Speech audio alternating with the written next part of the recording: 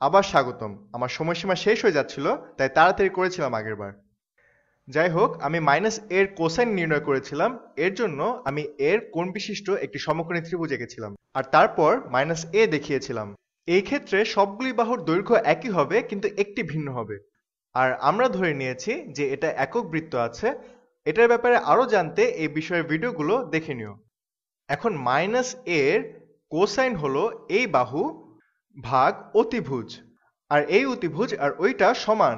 তাই মাইনাস এর কোসাইন হলো এডজেসেন্ট বা ভূমি ভাগ এই অতিভুজ, আর এ এর কোসাইন হলো ভূমি ভাগ এই অতিভুজ। আর এই দুইটা একই ব্যাপার, তাই মাইনাস এর কোসাইন আর এর কোসাইন উভয় সমান। আর সংজ্ঞা অনুযায়ী কোসাইনকে ইভেন ফাংশন বলা হয়। বেশি চিন্তা করো না, আমি সুবিধার জন্য ইভেন আর অড ফাংশন নিয়ে একটা ভিডিও তৈরি করব। এখন চলো দেখি সাইন মাইনাস এর মান কত। মাইনাস এর সাইন হবে এই বাহুর মানের ঋণাত্মক মান। মানে ধরো এই বাহুটা এক্স আর এই বাহুটা ওয়াই, আর এটাকে এইচই রাখি। এটা যদি এক্স আর এটা যদি ওয়াই হয় আর এটা এখানে হবে মাইনাস এক্স, তাহলে সাইন অফ মাইনাস এ সমান মাইনাস এক্স ভাগ এইচ। তাহলে এখানে সাইন এর মান কত? এখানে এটা হলো এ, সাইন এর মান লম্ব ভাগ অতিভুজ, তাহলে সমান হবে এক্স ভাগ এইচ। তাহলে সাইন মাইনাস এ সমান, তাহলে মাইনাস এর সাইন হলো মাইনাস এক্স ভাগ এইচ। এখন আমরা যদি উভয় পক্ষকে -1 দ্বারা গুণ করি, তাহলে আমরা পাবো সাইন অফ মাইনাস এ সমান মাইনাস সাইন এ।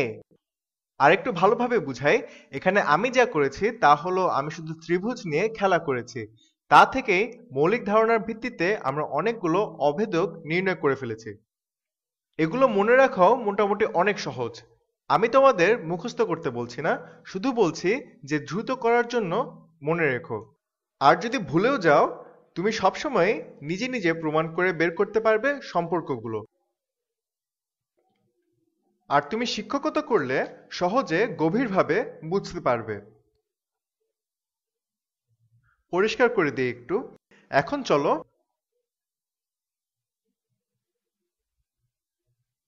চলো কিছু অভেদক বের করার চেষ্টা করি। চলো এখন এখানে আমরা বের করি সাইন গুণ এ যোগ পাই ভাগ 2 এর মান কত। এ যোগ পাই ভাগ 2। আমরা এক্ষেত্রে যোগ বি এর সাইনের সূত্র ব্যবহার করতে পারি। আগে প্রমাণ করেছি তাই ব্যবহারও করতে পারবো। আর প্রমাণটি আমাদেরকে বলছে সাইন এ গুণ কস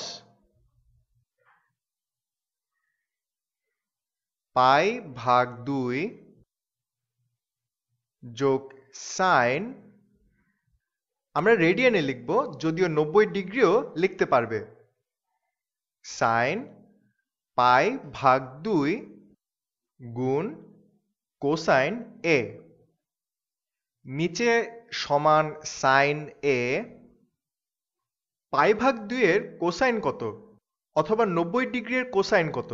একক বৃত্তে এটি বরাবরই উপরের দিকে নির্দেশ করে, মানে এক্স অক্ষের মান 0 হয়। তুমি এটি একেও দেখতে পারবে যে এর মান হবে 0। তারপর পাই ভাগ 2 এর সাইন একই কারণে একক বৃত্তে এটি বরাবরই উপরের দিকে নির্দেশ করে, আর y অক্ষের মান হয় 1। তাই পাই ভাগ 2 এর সাইনের মান হবে 1 গুণ কোসাইন এ। এখানে সাইন এ গুণ 0 এর মান আসে 0, আর 1 গুণ কোসাইন এ এর মান আসে কোসাইন এ।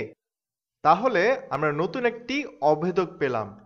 এ যোগ পাই ভাগ 2 এর সাইন হলো এ এর কোসাইনের সমান। চমৎকার, তাই না? এটা বুঝাতে চাচ্ছে যে কোসাইন এ হলো একটু সরে যাওয়া সাইন এর মানের সমান।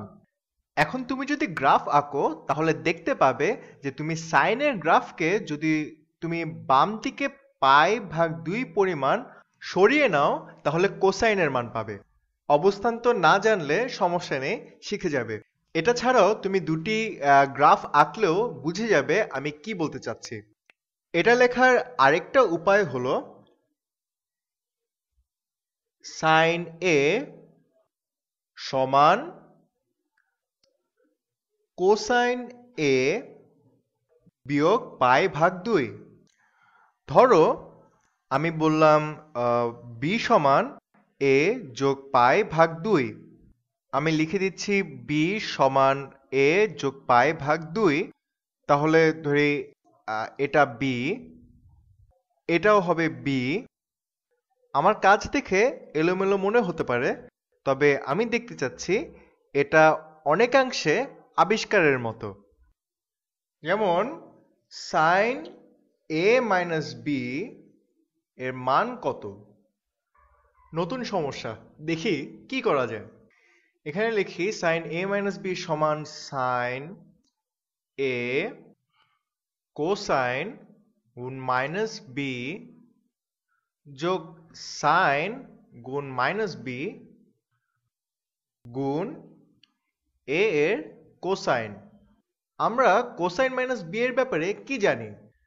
আমরা দেখছি যে কোসাইন ইভেন ফাংশন, অর্থাৎ এটা b এর কোসাইনের সমান। তাহলে আমরা এটা পুনরায় লিখতে পারি sin a গুণ কোসাইন b। এখানে sin মাইনাস b এর মান কত? মাইনাস b এর সাইন হলো আমরা যা একটু আগে দেখেছি তা হলো sin মাইনাস b এর মান মাইনাস sin b। তো আমরা নিচে বলতে পারি মাইনাস sin b গুণ কোসাইন a। আমি বলবো যে তোমরা কোসাইন দিয়েও এটি চেষ্টা করে দেখতে পারো। আমরা এখানে যা করেছি তা হলো কয়েকটি অভেদক একসাথে ব্যবহার করেছি যাতে নতুন কিছু বের হয়ে আসে। এতক্ষণে যা যা করলাম তার ভিত্তিতে তোমরা এখন যে কোনো অভেদকের মূলে পৌঁছাতে পারা উচিত। এছাড়াও সেকেন্ড, কোসেকেন্ড, ট্যানজেন্ট, কোট্যানজেন্ট সবগুলোর মানই বের করতে পারবে। আমি বলবো করতে থাকো, ত্রিভুজটা আঁকো আর দেখতে থাকো। একটু পরিবর্তন করে দেখো, যেমন x যোগ π/2 এর কোসাইন বা সাইনের মান দিয়ে অনুশীলন করো। আমি আশা করছি বেশি দ্বিধান্বিত করিনি তোমাদের, শুধু দেখিয়েছি যে মৌলিক অভেদকগুলো নিয়ে কাজ করে ত্রিকোণমিতির যে কোনো কিছু প্রমাণ করা যায়। যাই হোক, অনেক সময় নিলাম, আবার দেখা হবে।